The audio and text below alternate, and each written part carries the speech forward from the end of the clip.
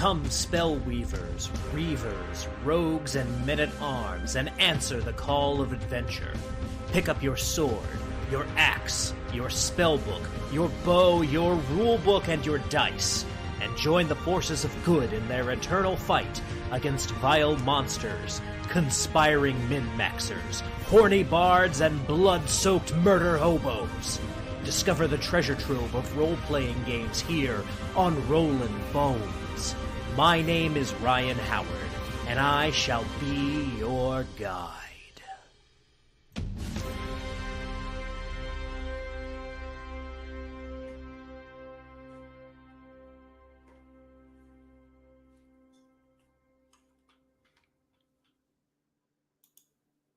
Good evening, Boneheads, and welcome back to Rollin Bones with Ryan Howard, where we are making old school young again. I am your host and king of the Boneheads, Ryan Howard. I am very sorry about the late start, guys. We had to work out some technical issues, but now we are on and we are ready to rock. And tonight we are talking to Levi Combs from Planet X Games. You guys know him and love him. He is the hottest thing to come out of Mena, Arkansas ever since the CIA got Barry Seal. And I love talking to him every time I come on the show.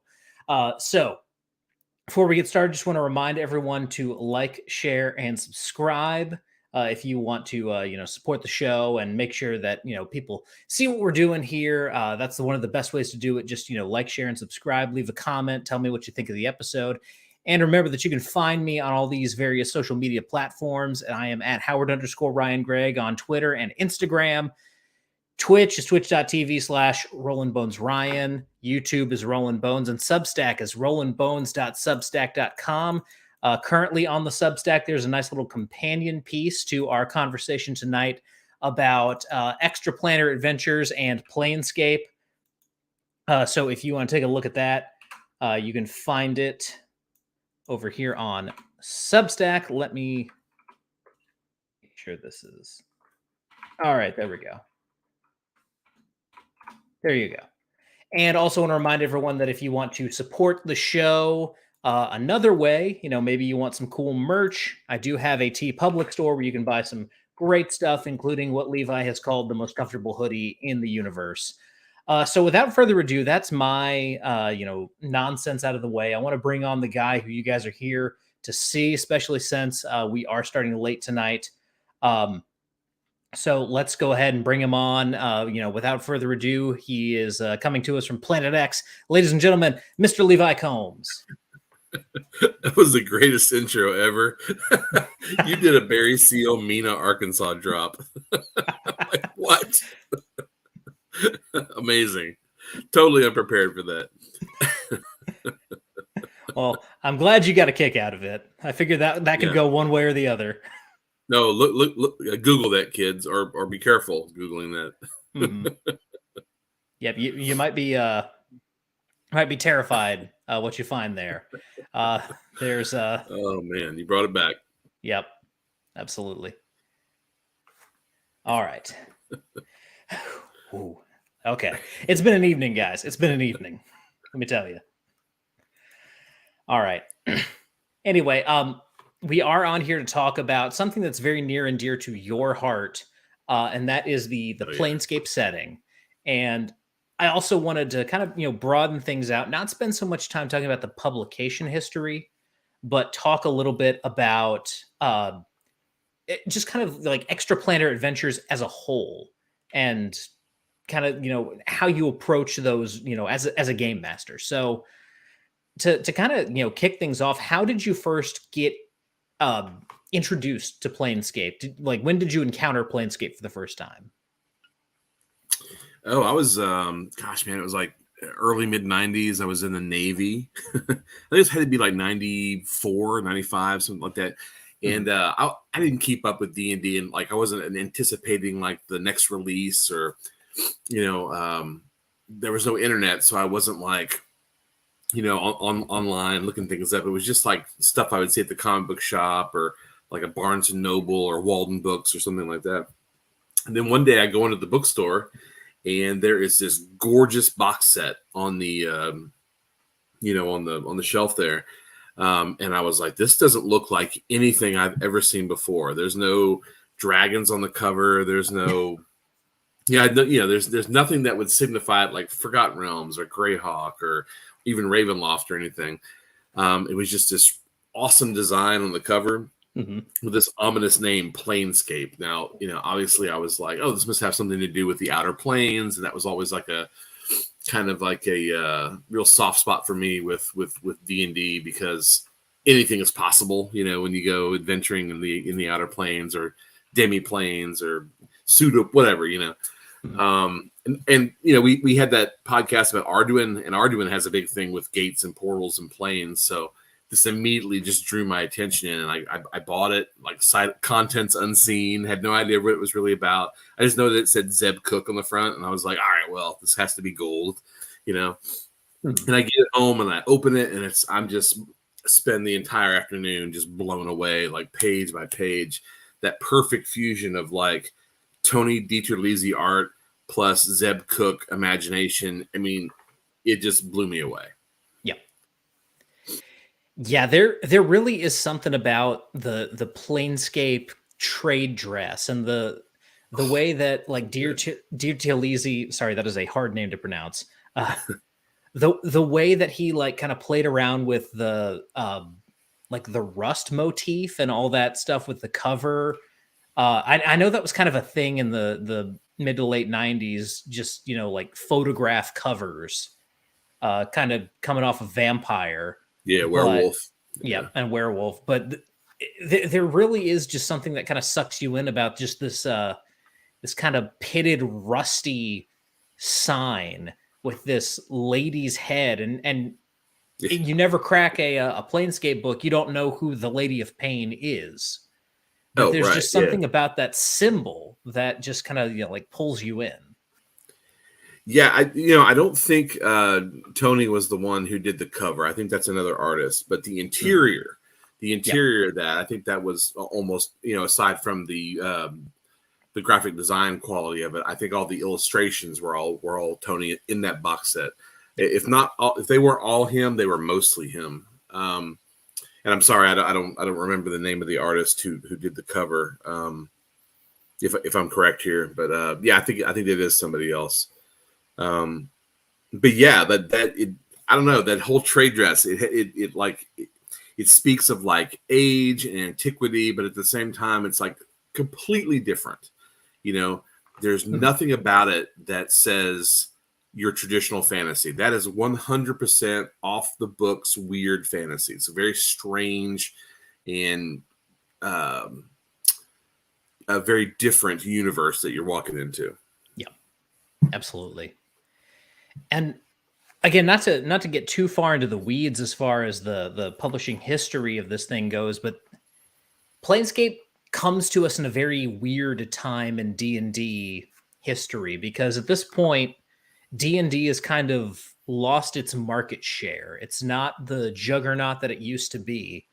And as a result, TSR is really kind of throwing everything they can at the wall, just putting out, book after book, setting after setting.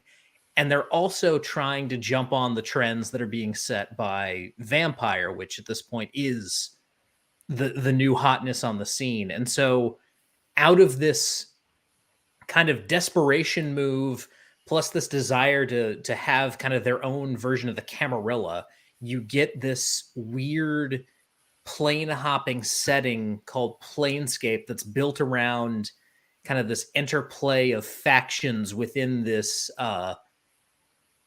like Ankh-Morpork, Mos Eisley type city that's just situated between all of the planes. Yeah, there's a lot of if you look in pop culture and in comics and science fiction, especially fantasy too, you get a lot of places like this. Like I remember in Grimjack, the old John Ostrander, Timothy Truman Grimjack comic book, there was Cynosure, which was like kind of like Sigil, but it was like the science fiction version of that. It's like kind of a place in the center of everywhere that connects to everywhere. That has, different areas have different laws as far as magic works here, technology works here, and kind of an interplay between that. And then you got Restaurant at the End of the Universe. You've got what's that one? The Michael Moorcock one, not the Vanishing Tower, but there's another one in there where there's a place in the middle of at the center of everything. Hmm. There's a lot of that, and I think there's a lot of you get a lot of different versions of that, big and small. But like Sigil is like the granddaddy of them all. Like that's the one that's like it's got the goods. It got the goods. And then just the whole kind of concept of Sigil as a city is really terrifying, especially when you consider the implications of adventuring around Sigil. For those of you who are completely unfamiliar with the setting at all, Sigil is known as the City of Doors. And basically, if you make a wrong turn, you could be walking down an alleyway and you could find yourself in the Nine Hells or any of the other planes. It's like there's portals all over the place. You cannot enter Sigil like through the same portal twice. It's kind of like Narnia in that way. You can't use the same entrance twice. So you really have no like idea how you're going to get in and out of this place. It just kind of happens when it happens. Yeah, they call it the cage too. It's like the other name for it. And the portals, like a portal could be anything. It could be a doorway. It could be an alleyway. It could be the hoop of a barrel. It could literally be any sort of thing that you could pass through or pass by. But in order to utilize a portal, you have to have a key or a port. And every key can be different. No key is the same, and anything can be a key. So you might have a key to a certain portal and not even know it. You might have a pork chop in your pocket, and you walk by the butcher's and you stick your head in the window to say something. All of a sudden, you're in some weird demi-plane where elves are evil and mind flayers are good. There's no telling. That's what makes it so unpredictable. Anything can happen. Hmm. Yeah, and then it's all presided over, and the peace is kept by this figure known as the Lady of Pain, who is like a goddess, but if you try to worship her, she'll kill you. And if you look at her, she'll kill you. And if she's having a bad day and she looks at you, she'll kill you. And the way that she kills most people is by putting them in unsolvable mazes. Yep, the mazes. Yeah, she's really to me like she's at the center of everything. I mean, she's one of the reasons Sigil is so cool to begin with, because you got this incredibly strategic place at the center of the universe. But you get into other things like the whole center of the multiverse and the rule of three, and we'll talk about that later. But when you think about it, like she's at the center of this thing, and she's this giant, like 15-foot tall kabuki mask, like geisha looking figure who doesn't walk but just glides through the city, and her has like a weird crown of knives around her head. Like it's such a weird and cool and like very unique sort of like visual. Like I can't think of anything before that in role-playing games or in D&D especially that was anything like that. There's nothing. She's a completely 100% genuine and original creation. That's that's not based on anything. That's just something that's really, really cool that a couple people thought up. Mm-hmm. Yeah, and for anyone looking for kind of like a little bit more on the Lady of Pain, a good friend of mine, good friend of the show, Shane Hensley, wrote a novel from the perspective of the Lady of Pain set in the Planescape universe. So that's out there if you guys want to read it. Let me find the name of that real quick. And like you can't fight the Lady of Pain. Like it's not like you're gonna pull out your +5 longsword and you're gonna go toe to toe. No, she just waves her hand and all of a sudden you're in the mazes, and one in a million gets out. Like good luck. It's just it makes Sigil a place where demons have to get along with angels in the street, and gods they're not putting their toes in those waters. It's just a really cool dynamic that it creates. Yep, absolutely. Okay, maybe it was Troy Denning. I thought Shane wrote it, but I guess it's Troy Denning. It's called Pages of Pain. So It's a good name. there you go. That is, it's a book from the Lady of Pain's perspective. So Troy Denning, Pages of Pain, if you want more kind of information on the Lady of Pain from her perspective. And we have a question here from Rex Teal, asking, since you're fan of Planescape, how do you happen to like Elric of Melniboné? And if so, which of the two did you, get into first? Oh, Elric for sure. Like, I have these we've talked about it on the show before, but I have really deep Appendix N roots. My mom was one of those cool moms who had a subscription to the science fiction book club. And they're in like the mid 80s, they went on this tear where they were like reprinting all these classic stories. So they did like all the Piers Anthony Xanth stuff and all the Rogers Zelazny's Amber series. And one of the things they did was they put together Michael Moorcock's Elric books and these like 2 big hardbacks you could get. And man, as soon as those landed at the doorstep, like I would just devour those in like a week, and I've read them tons of times since. So yeah, I really like Elric. I think it's one of the pillars of weird fantasy, Moorcock in general. But yeah, I mean, there's a lot to love in those, and you can see some reflections of Michael Moorcock's stuff in a little in Planescape. Although I'm not sure that was Zeb Cook's intention, but it's definitely there. You can see it. Echoes of it and shadows of it, just in general. Yeah, and I guess this is the place to drop my hot take. I have tried to get into Elric. I've read a good portion of the stories. I really have trouble with Elric of Melniboné. I honestly, I do. And I think part of it is that Moorcock was writing in the 60s. Moorcock was very much like a product of his time. And there's a lot of, as my friend Crafty Matt likes to say, nihilism and psychedelia going on in those stories. Yeah, big time. And I'm someone who is very straight-laced as far as like psychedelics is concerned. So like a lot of that stuff just kind of goes over my head. And I can get into it in that 1930s sense that you see in like Lovecraft and Howard and Leiber, but there's something about the way that Moorcock is writing it that I just have trouble latching onto, and I think it's my own personal hangups. Oh man, I would recommend if you want to try to get into it again, and I would suggest that you do, because there's a lot to be mined from that. But try the audiobooks. There's a fantastic one, a couple of them on Audible, and Neil Gaiman does them. So if you like Neil Gaiman's like very calm, sort of resonating, sort of voice, then yeah, I mean he does a fantastic job. Gotcha. Yep, and then I mentioned Crafty Matt, and he wants me to say "What's up, Levi?" or "What is up?" What's up, Matt?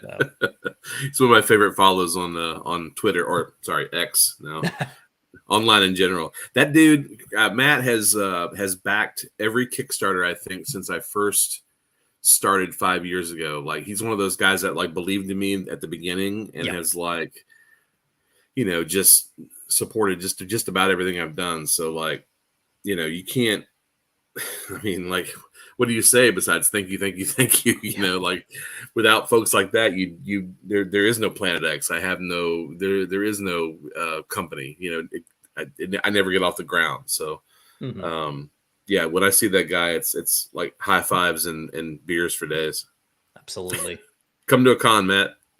Yeah, Crafty, come on, come to North Texas. You'll love it. And I believe this is a direct quote, but I distinctly remember Crafty saying Levi Combs has a direct pipeline to my wallet one time. So ridiculous. But when you have Planescape, like we've talked a little bit about the setting and some of the cool stuff to be found kind of within Planescape. However, I think now's a good time to kind of move into talking about running extraplanar adventures as a whole, because a lot of people try to run Planescape like it's kind of a conventional setting. I feel like I think there's a lot of people who've burnt themselves out on Planescape by just trying to run it as straight up D&D. Um, so to kind of begin the conversation, how do you approach running these games where players are hopping in and out of different dimensions? Like, what's kind of your mindset going into something like that? Well, so two things. One, I just recently ran a Planescape at North Texas this last year. I had just a couple hours to prepare, and it was with like 8 people that I didn't know most of them. It was my first Right. time meeting them, which is fine. I love playing D&D, so but I had really had no kind of idea what to expect, and I had to think like I there's so much on the front end to that players need to know. Like I had to distill it into like, all right, well, here's like 7 or 8 minutes of me just talking and telling this is what this is, and this is the Great Wheel, this is the Outlands, this is the Spire, this is Sigil, Lady of Pain, yada yada yada. All right, and then we could get into the adventure. But I had to run the adventure like a typical D&D game. Of course, I threw in as much strange and weird things that I could that were from the setting that could, it was like a taste test. It's like when you like a platter, like when you go to the Mexican restaurant and I don't know what to get. Let me get the platter. It has a little bit of everything on it. It's kind of like it was kind of like that. There's a little bit of this, a little bit of portals, a little bit of Lady of Pain, a little bit of plane hopping, some of the underworld of Sigil, and then it was over. That was that. Now, for my home, if I have a home campaign that's Planescape, which I did back in the day, then it's very different. I kind of don't run it like D&D at all, honestly. There's a whole lot more role playing. There's a whole. I'm sorry, and by saying that, I don't mean I don't role play in traditional D&D, but it's just we're going through the minutia a little bit more than you would in a normal D&D game. Yeah. It's a little bit more emphasis on like politics and factions and sex and different things like that, rather than a lot of just constant. Here's a trap. Here's combat. A dungeon. One thing or the other. It's more about like introducing fantastic locations and situations that can be perilous if you zig when you should have zagged. It was more kind of along those lines, with a lot more role playing. So yeah, I played it just a little bit off the cuff and a little bit different than my typical D&D games. Gotcha. Yeah, for me, I have hinted at plane travel being possible in my games. I've never actually pulled the trigger on it. And in preparation for this conversation, I did some thinking about what I would do if I were to run a Planescape campaign. And for me, I think what I would have to do is bring players together and not tell them that we're running Planescape. Like, yeah, you'd have to, to me, you have to kind of build up this illusion of this is going to be a standard D&D campaign. You go into the dungeon, and at the end of the dungeon, oh no, now you're in Sigil. And what do you do with the fact that you guys just accidentally walked into this portal? Well, it's kind of like a Crocodile Dundee or like Coming to America sort of situation where you have the players are used to one thing. This is the way things have always been.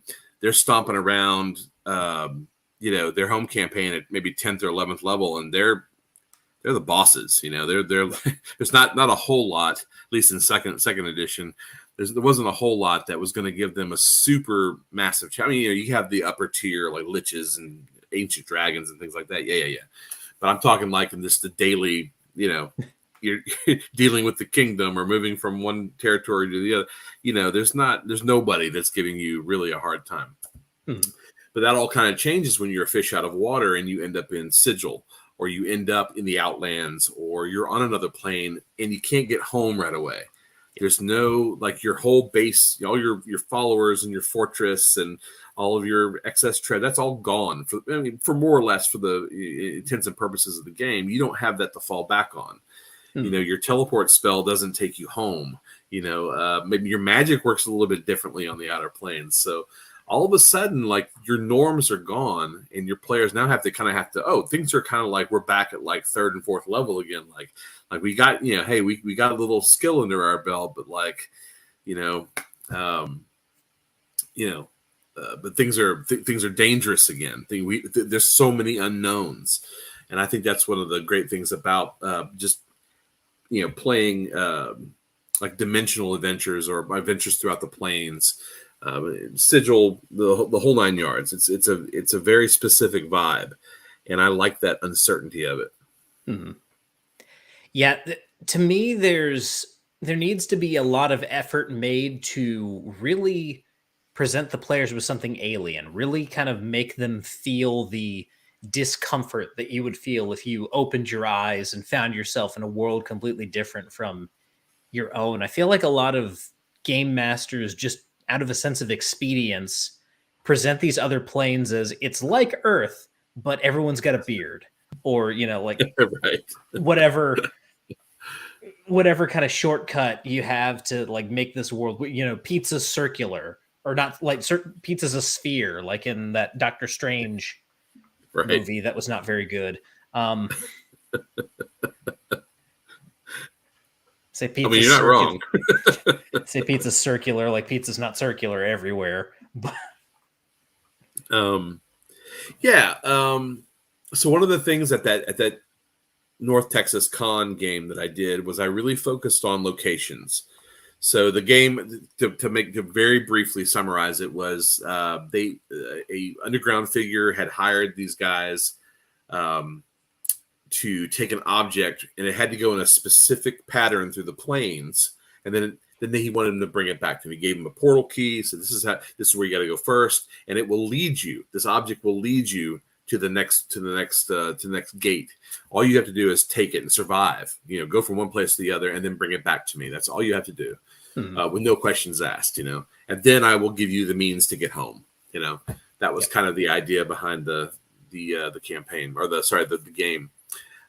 So I focused on really strange and unusual locations rather than like monsters and encounters and attacks. There are a couple like minor challenges, but just a lot of really bizarre and strange things to kind of show off that uniqueness and weirdness that the outer planes have. Yep. Now, we've already talked a little bit about Elric as being influential on really anything that's interdimensional in nature. I do want to make an argument here real quick, and hopefully you have something to add to this as well. For me, I think if you want to really understand what an extraplanar adventure looks like, you can read Elric, but at the same time, you should probably take a little bit more inspiration from the Odyssey. Yeah, oh, totally. Yeah, I'm right there with you, man. That's not a hot take at all. Because the thing that people, and I know like a lot of people read the Odyssey in high school. I don't know how many people still read the Odyssey in high school. It seems like that's something that's kind of gone by the wayside. But there's this. I guess the best way to summarize the Odyssey is it's Odysseus dealing with one fucking thing after the other, and that's kind of how your extraplanar adventures need to go. Like as soon as your players think, okay, we're out of the woods, we're almost home. Oh, no, now we're in the realm of eternal snow and ice. Right. And the circumstances are always changing. The pieces are always shifting on the Rubik's Cube until eventually you do find that one way out, and it's gonna like take all of your wits to get out of this nightmare hellscape of never-ending planes. Well, I got to tell you, man, I was never a huge fan of like depositing players into like the Nine Hells or the Abyss or things like that. Not that it didn't happen; it for sure happened at times. but that was never my go-to. Like I always thought of the planes as like this truly infinite place. You know, like there's literally a dimension of everything. You know, so I wouldn't adhere when I was running Planescape. I wouldn't adhere to like, here's kind of the cosmology of the of the Great Wheel. It was more like, all right, well, you know, if there's planes, but there's all these demi-planes and like semi-planes and like temporary planes and alternate dimensions. And I took it kind of more in sort of like a creative bent. So I would just make up my own planes and throw them in the mix with like Avernus or like, you know, the Beastlands or something like that, Gehenna or, you know, the twin, was it the twin the harmonium? Was it the twin? The two mountains. I forgot the name of it. But I would just, you know, throw them in the mix with the planes that everybody kind of knew, you know, just from being D&D players. But then there'd be like a plane of like living darkness where it was just nothing but like shuttered doors and cobblestone streets and twisting alleys. But it was like that for hundreds of miles. You know, that was a demi-plane that you had to navigate and kind of figure out. You had to deal with the shadowy figures who lurked within. You know, it was just that's not in the books. That's just something I made up. So it was like you just never knew. That was kind of the joy of it was on my part was that I got to create all this cool stuff, and for the players, they couldn't rely on what they knew in the books to figure out what was happening. You know, so good stuff. And Planescape gives you a canvas for that. You know what I mean? Yep, absolutely. And the wonky here, Keelan Halverson, brings up that something that Sigil adds is he calls it like a fourth pillar, being culture shock. And that's, you know, just kind of this continuous dealing with new cultures, even, you know, outside of Sigil, once you get into other planes, there really is this, you know, constant kind of refresh of, you know, getting to know a new type of people, a new set of factions, all that stuff that you get when you kind of enter these outer planes. Oh yeah, so not just the outer planes, but like with Sigil itself, it's so alien to begin with. Like it's familiar, but also alien. And one of the things that Zeb Cook did that is so genius about Sigil is that he had that weird cant, the language of Sigil, with where he had a whole, you know, dictionary of terms that, you know, that DMs could use to kind of breathe life into characters. And when you start using those, you familiarize yourself with them, and you start using those in play, like it really does add to the experience, because all of a sudden it's like you're speaking Swahili to your players. They don't know half the things that you're saying, and they're kind of sort of catching on, and kind of, you know, then they start using the terms, you know, and you're like, all right, here we go. This is what this is what I'm talking about. Immersion, you know. So it's good stuff. Now, one thing that I really see a good opportunity for in any kind of, you know, Planescape type environment is you take the risk reward factor that's already present in role playing and you kind of like amp that up to 11, where all of the risks have become so much riskier because you're dealing with unknown quantities. But at the same time, surviving all of that stuff should net you kind of some really crazy rewards as far as just, you know, wondrous items or magic weapons or stuff like that you find in these other dimensions.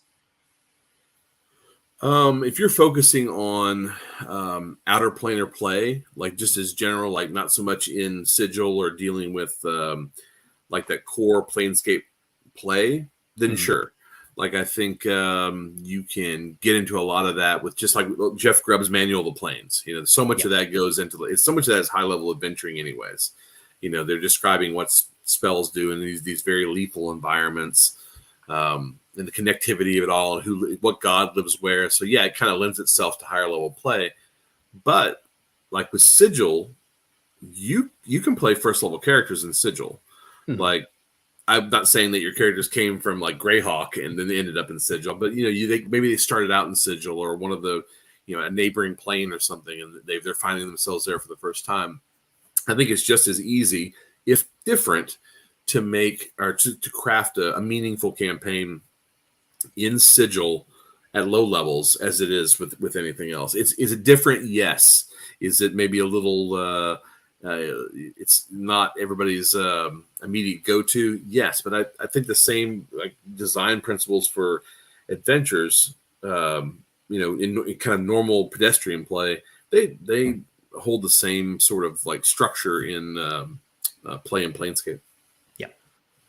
Yeah, and that's one of the more interesting features of Sigil is this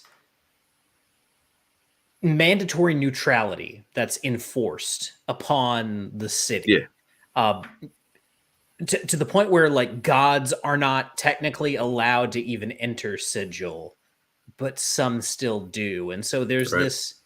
this sense of backstabbing and conniving and people using cat's paws and there's all kinds of political games being played to jockey for power within Sigil. And so getting wrapped up in that kind of stuff, even very early on in a campaign, like you were mentioning with a first level campaign, that's you bring in a different element of play there, and it almost turns into something like Dune in a lot of ways.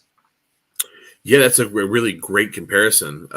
Because of the factions, the factions they're such an important part of what makes Planescape and adventuring in Sigils. I mean, that's really outside of the Lady of Pain and just kind of the ambiance to say, that's really the biggest part of it is interacting with those factions and how those factions interact with each other. It makes for people who love role playing and like the sort of political maneuvering and seeing things happen in real time, setting up plans upon plans and schemes, things like that. It's the perfect role playing experience because those factions, and then and even outside of Sigil, when you get out into the outer planes, they have the sects, which are a lot like the factions, but they're not in Sigil.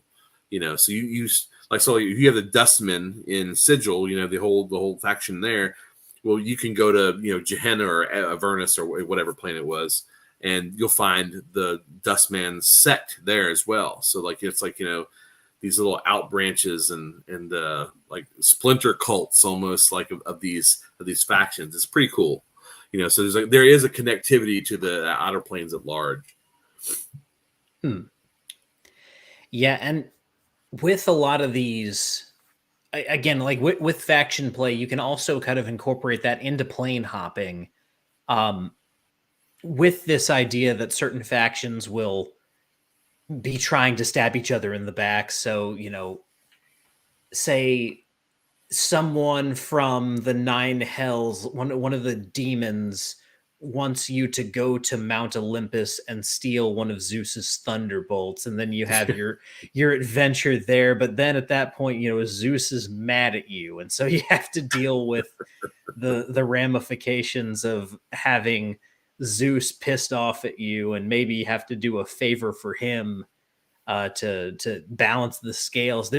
There's infinite possibilities as far as working with all of these different planes kind of at your disposal, and what kind of hoops you set up for players to jump through to accomplish some of this stuff. There's all kinds of kind of tasty choices for you in a setting like Planescape. I mean, yeah, it's a lot like how when we talked about Arduin, a lot how Arduin was, where it's just full of plot hooks. The whole setting is just full of one interesting thing after the other, after the other, after the other, that a DM can look at and go, oh, I'm going to take a little bit of this, a little bit of that. I'm going to make my own little weird stew. It's the same thing with Planescape, is that after you're done reading that box set, or you read one of those little side splat books, about, the Chaos War, or maybe, the Guide of the Planes or whatever, you're so filled with weird ideas and strange little bits that you can't help but riff off of them. I mean, they're ultimate idea generators. Fantastic. Yeah. Now we've talked a lot about the cool things that can be found in Planescape and adventuring.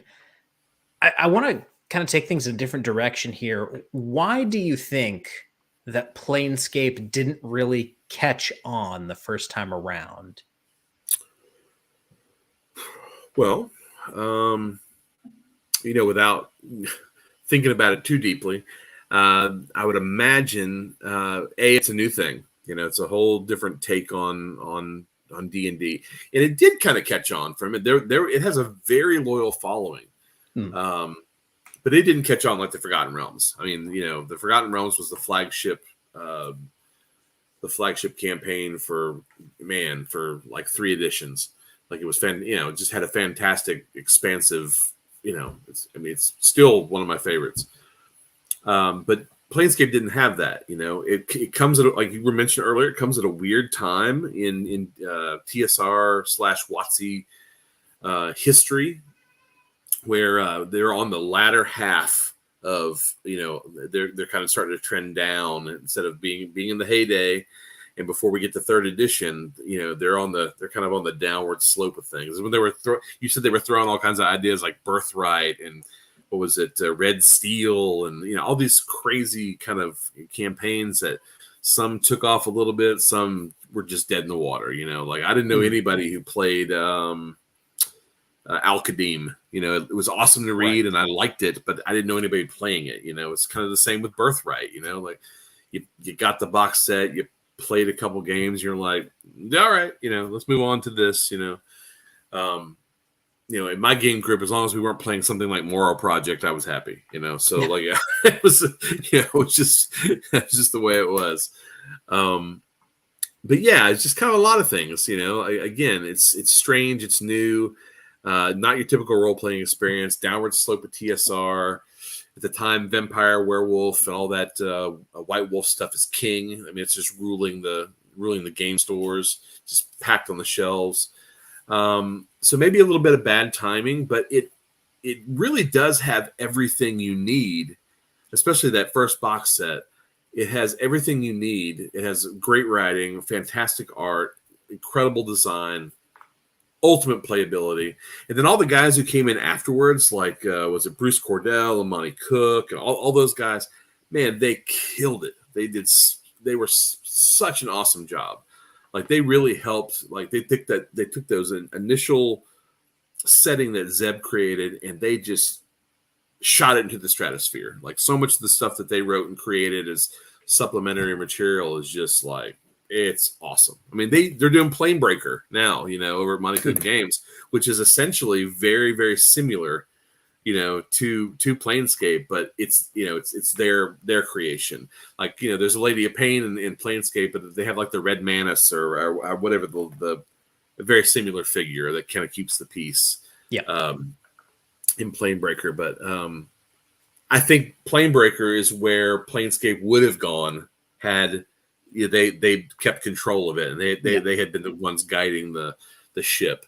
I don't know if you've read it or not, but Planebreaker is fantastic. So I haven't read it. I've heard good things. Great. It's awesome. I do know that I'm fairly certain WotC is getting ready to take their own swing at Planescape, which I don't think anyone's gonna buy that at this point, just based on what WotC has already done with Ravenloft and Dragonlance and pretty much any legacy setting that they go back to at this point. It seems like just the returns are diminishing for them. But there's something to be said about this this idea of the spiritual successor that you see in something like Planebreaker.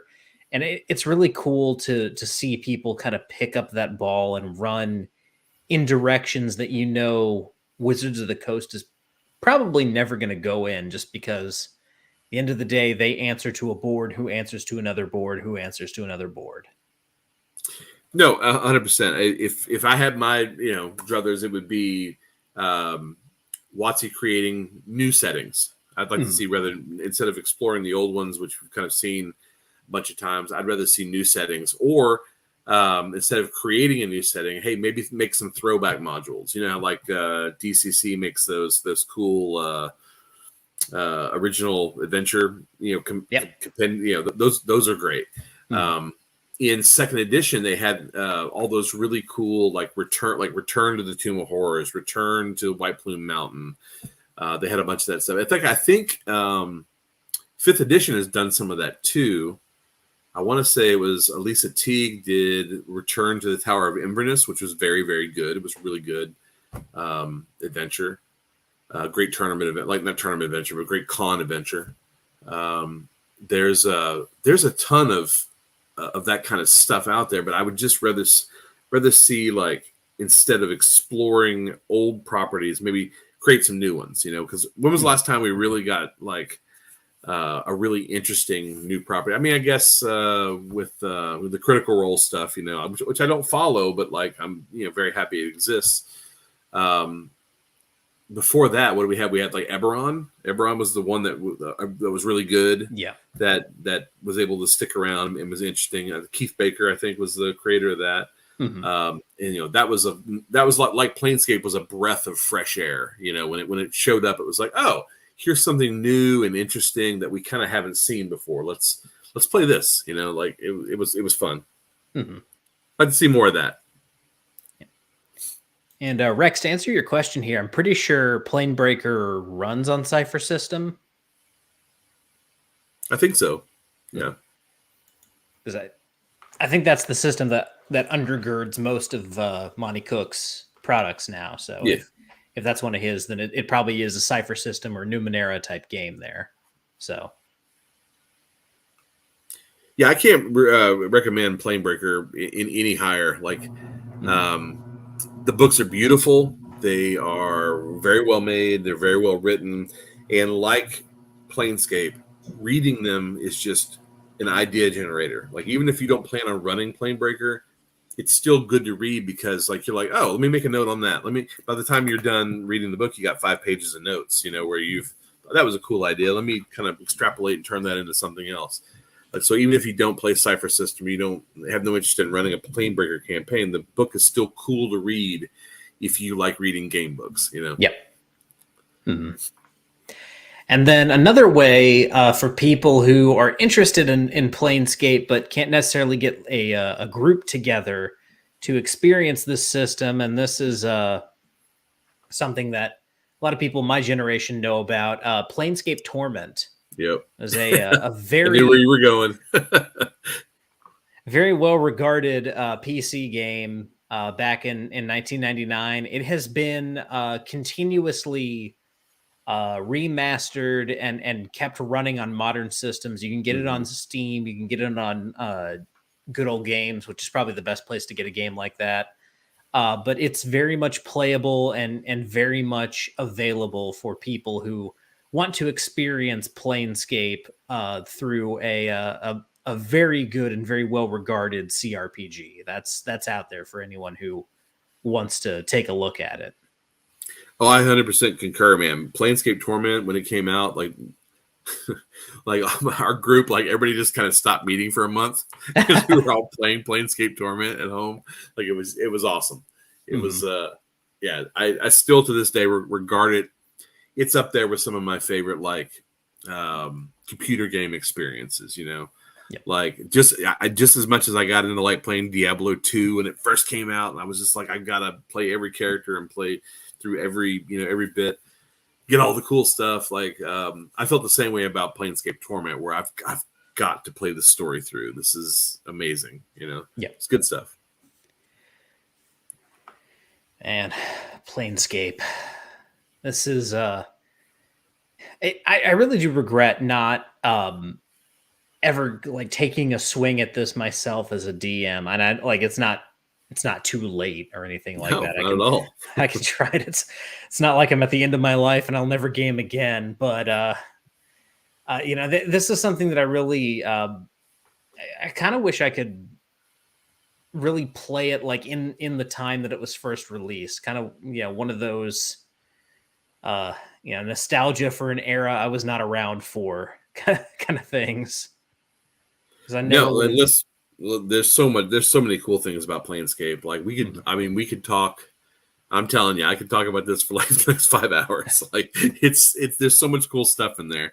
We haven't even touched the like the monsters or like Mhm. the evolution from like the manual, the Jeff Grubb's manual of planes, going Mhm. over to what eventually became Planescape, and then like where did all those ideas come from? Like I actually cornered Zeb Cook at Gamehole Con last year, and I was with a friend, and my friend knew him quite well, and they were talking, and I was like, "Hey, listen, why I got you here?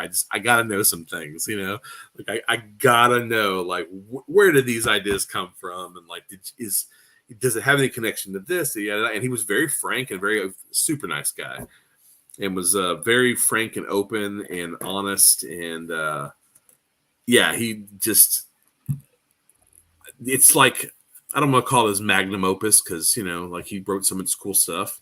I mean, Mhm. guy made Isle of Dread. But for my money, like it's my favorite thing that he ever created. I mean, it's on another level from everything else that was coming out from TSR at that time. Other than the core game, like Planescape for me was the best. That was the best of those systems, even like over Ravenloft, which I love. I love Ravenloft. Have you ever seen a bad piece of art for Ravenloft? No. Yes, but Okay, well, I haven't, but Planescape was kind of the same way. It was just this gorgeous, beautiful fusion between art and writing, and all the writers who were working on it were just awesome. All the artists who were working on it, awesome. Like it didn't let me down at all. But Mhm. even by the time it kind of got to like its later uh, iterations, I was still pretty enthused with it, pretty enthralled with it. I like the monsters, I like the challenges, and most of all, I like the crazy, weird locations and all the. They just took this cosmology that Gygax and Grubb kind of created, and they just extrapolated off of it in such a massive, awesome way. Yeah. So we just ended up with this really cool thing, and it's still to me, it's one of the best box sets that have ever been made. Yeah. Those monster compendiums, I think there were three of them. I might be wrong, but I think there were three of them. They're all just amazing. Mhm. Even with the Tanari bait zoo instead of demon devils, even with that sort of like kind of weird choice of naming conventions, still just super awesome books. Mhm. Yeah, and even to this day, when I show people, like, open the 5e monster manual and you accidentally flip over to M, people freak out when they see the Modrons for the first time. It's one of those weird things. They're not like they're far from the most terrifying thing you can encounter in Planescape, but they're so alien and bizarre and unique that people are just kind of hypnotized by them almost. Hey man, that is 1,000% Tony Dieterlezy, because Hmm. I remember seeing Modrons for the first time. Was it Monster Manual 2, maybe? I think so. Monster Manual 2. I think they were in like issues of Dragon Magazine and some other stuff prior to that. But like when the masses got a hold of it, I think it was Monster Manual 2. I think it's Jim Holloway artwork. They were like the nerds of the D&D monster book. Like Hmm. nobody wanted to use Modrons. They were so dorky. Like it was like, who wanted to use Modrons? I mean, yeah, they were weird and whatnot. But when Tony Dieterlezy got a hold of Modrons in the art for Planescape, suddenly he had them looking like kind of like walking sticks. The insects. You had Yep. the weird segmented arms and the big glaring eyes, and like something he did with that artistic choice made Modrons cool. At least for me, at least made them to where I was like, oh, I would actually use Modrons if I could show my players this picture. Like he transformed them from like the dorks of the monster manual to like, oh, maybe these guys aren't so bad. He gave them the ultimate D&D makeover. Hmm. Yeah, and you see quite a bit of that. I guess like throughout 2E, the Thrycreen. The Thrycreen Mm-hmm. show up in the monster manual. Technically, they are a part of Forgotten Realms. They don't work in Forgotten Realms though. It's not until you Mm. stick them in Dark Sun and really kind of make them a part of that setting, that you really get something interesting out of the Thri-kreen. And I guess it's the same for the Modrons. You know, I think to someone looking through that book for the first time, you come across shape monsters and just think, okay, someone had to fill space here. But once you recontextualize that, and once you kind of put them in a weirder, stranger environment and give them that kind of weird makeover, then that's when you really have something. There are a lot of interesting monsters in Planescape. One of my favorite was the Daboos, or Dabus. I think they're called Daboos. The little blue guys that they're wearing robes. They got little white horns, and they don't speak. But when they communicate in Rebus. It's like symbols that sound like words. So like you'll see like, a piece of bread, and it'll be like a plus sign, and it'll be like another thing, and it spells out, like if you vocalize it, it spells out a word. So they don't speak, but they have these crazy rebuses that appear above their heads. So the players have to like, what is he saying? Like they're looking at this. It's so bizarre. It's such a bizarre choice that it comes around the corner from being so weird and crazy to pretty cool. And They're like the servants of the Lady of Pain. So they're doing like the Dark City thing where, they're the ones who, like, when the Lady of Pain decides that she wants to change this part of Sigil, and all of a sudden this is, they're the ones coming in and building everything and are tearing something down, or they're moving portals around so they're not in the same place. And there's a whole army of them, but you don't know how many they are. You only see a couple of them at a time. You never see them grouped together. Like, they're such a weird little neutral, mysterious creature. And they're kind of the opposite of Lady of Pain, where they're not like mean or lethal in the least. However, if you start messing with the Daboos, you're going to end up on the bad side of the Lady of Pain pretty quick. So they're just another one of those weird little monsters that all of a sudden is super interesting. The whole concept of them, like, when have you ever heard of anything like that? It's so out of the box and so strange that it just things like that serve to up the ante of uncomfortability and strangeness in Planescape and really make it a very interesting role-playing experience. Yeah, absolutely. There's something to be said about, you can include the biggest, scariest, super high hit die monster that can absolutely wreck you if you, lose an initiative or something like that. But there's something to be said about kind of these smaller monsters that you build up to flesh out the world and to really kind of, give purpose to, because they add that extra layer of flavor, that extra kind of substance that really fleshes out your world, especially if there's some kind of mystery around them, or some kind of weirdness to them, to the point where if the players start like trying to unravel those threads, or start trying to get to the bottom of it, they're gonna kick up more of a fuss than they ever really meant to, just by kind of pulling on the threads of what these things are. Yes.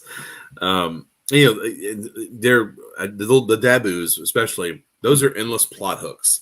You see Daboos on the corner and they're tearing something down. What are they tearing down? They see them building something. Oh, what are they building? Maybe they come to the players and they say, and they express, some urgent mission, and you have to decipher the rebus to figure out what what it is. And what happens if you say no? Like, that's kind of like you're in a tough position. You can find them in like the weirdest spots of Sigil. You're trekking through a sewer and there's monsters everywhere, but all of a sudden there's like two Daboos that are like they're patching a wall back together that for whatever reason, and you're like, why are these guys down here? Like, there's so many like ways that you can work those guys, but just all the little idiosyncrasies of Planescape in general into plot hooks that you can snag players with. You know, it's a very interesting setting. I mean, I love it for that. I like to imagine that there's some like wizard or someone like that just has like a Dabu in a box, like a clear like plexiglass box, and they've just gone completely insane observing this thing, just trying to figure it out. I mean, they're just such a crazy little monster. But you know that especially that first monstrous compendium that they put out was full of stuff like that. It was full of just weird, strange, and crazy creatures. They really breathed life in that setting. They did such a great job of having a little lower level things, and some of which weren't even threats. Like the Dabus, they're not really threats. They're just kind of things you interact with that kind of up the ante on weird. Too, you've got, you know, things like what is the Astral Leviathan or whatever it is, that massive creature on the cover of the manual. I forget the name of it. You know, you can go all the way to that end of things. You know, like I don't know. It's just the imaginative nature of that setting, and here's what it really is the, hey, all bets are off. The gloves are coming off. We can do whatever that we want to do. You know, like there's really no boundaries here. You know, we can really go off in whatever tangent or direction we want. That's one of the strengths, I think, of Planescape. Yep. Yeah, and then to kind of round out the conversation here, all things must come to an end, including your journey through the planes. And so, one thing that's really interesting about re-entering your reality after going through this like extraplanar adventure. I described it in the article that I wrote about Planescape and extraplanar adventuring on Monday as stepping through the portal with a full beard and a sharp fade haircut, being like covered with alien weapons. It's this Crafty Matt made reference to Bill and Ted's Bogus Journey. It's after they go into the telephone booth, when they come back out and they've got full beards and guitars and they're ready to do their rock concert. Right. And again, to circle back to the Odyssey, it's Odysseus returning to his home and slaughtering all the suitors and retaking his household. There's this sense that when you come back to your native plane, especially if you had a domain and a stronghold and followers, you're gonna have that sacking of the Shire moment where you've got to kick someone out of your castle. Yes. Yeah. It's really weird that you bring this up because with my old home group, back in Mena, Arkansas, Barry Seal was not a part of the group. But we played through second edition and we probably got up to like 12th, 13th level ish. They were fairly powerful and they were kind of like pulling the strings in the world at that point, for more or less, for their little corner of the campaign. And one of the last adventures that we did as a big group that, was many sessions was, there was a Forgotten Realms adventure where the Demon Lord Grazit, the six-fingered Demon Lord, he had kidnapped one of the Forgotten Realms goddesses. It was kind of like holding her prisoner. I think it was like the god Joaquin, the god of gold and like fortune and riches. Anyways, it was all part of this Forgotten Realms story. But I took that adventure and I kind of deconstructed it and made it fit my own campaign. But in that campaign, there's all this, you're traveling through color pools and portals and you're going from one place to the other and you're navigating areas of the abyss and you're meeting up with all these like kind of high level personages, and some you fight, some you bargain with, some you kind of have to sneak past. It's a very cool campaign. Great module. But that made for when they finished that, and they've returned Joaquin to her home world or her home plane, and they're kind of resting on their laurels after this adventure. Like it was kind of like a what else is there to do sort of moment, like we all gained a level. Now we're kind of like helping avatars out, like we're fighting demon lords. Like it kind of reached a point to where it was like, all right, well, maybe we should just start with new characters because like where do we go from here, you know?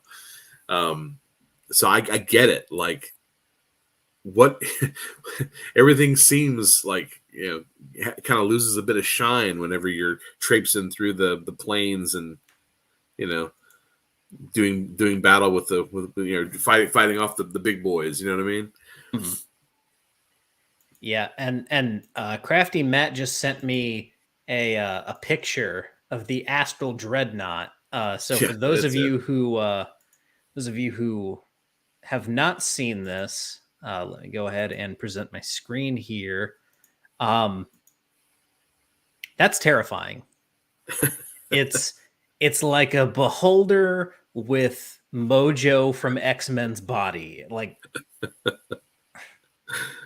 I think on the cover I think that's Mordenkainen actually, who's fleeing from that thing. If that gives you any level, like any idea of the level of power of that thing.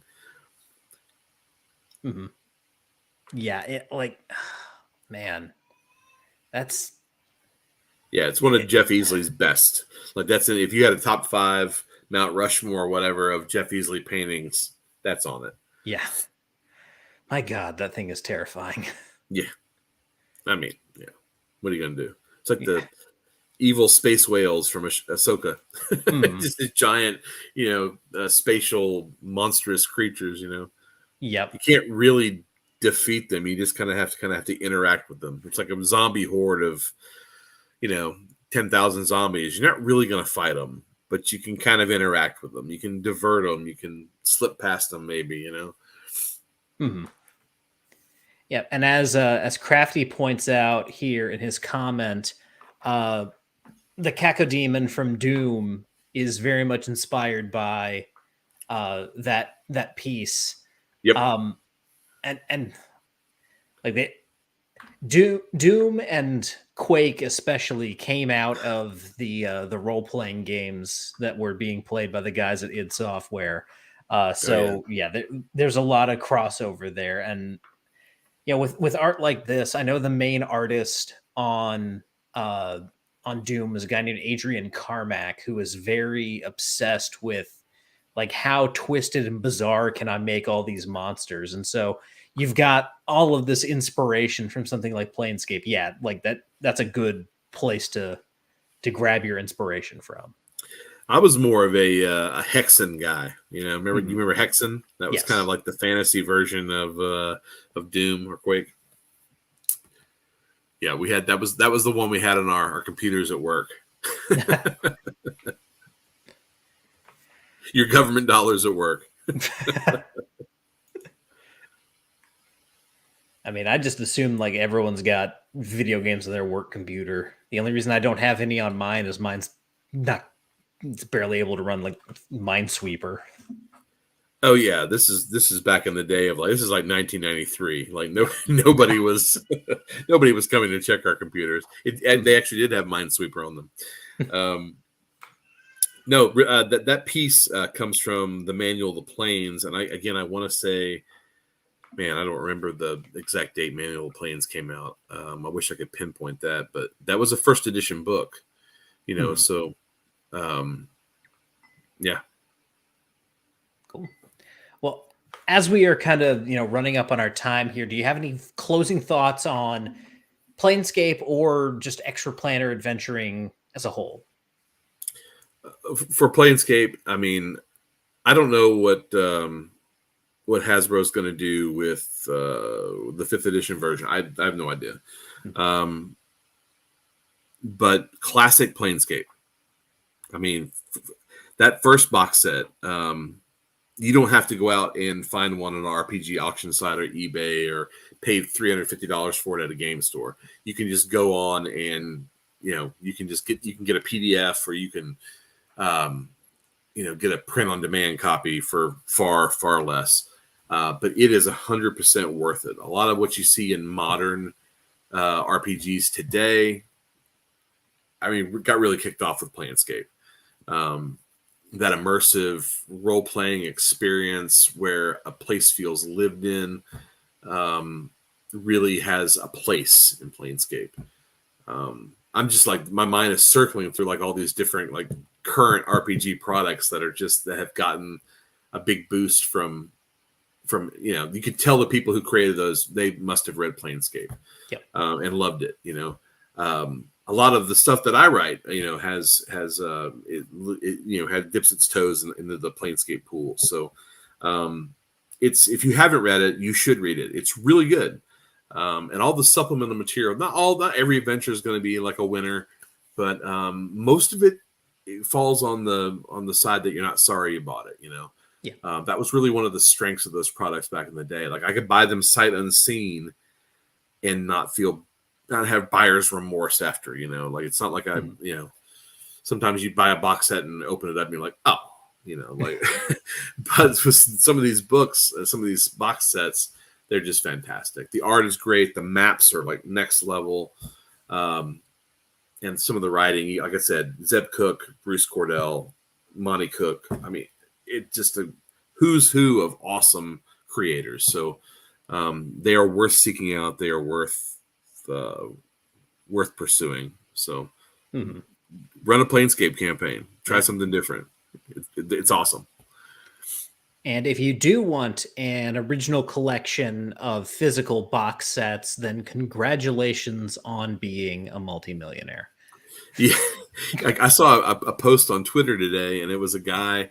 He was like had his hand on top of the stack of all the box sets and books, and I was like, "Hey, man, you could buy a car for that."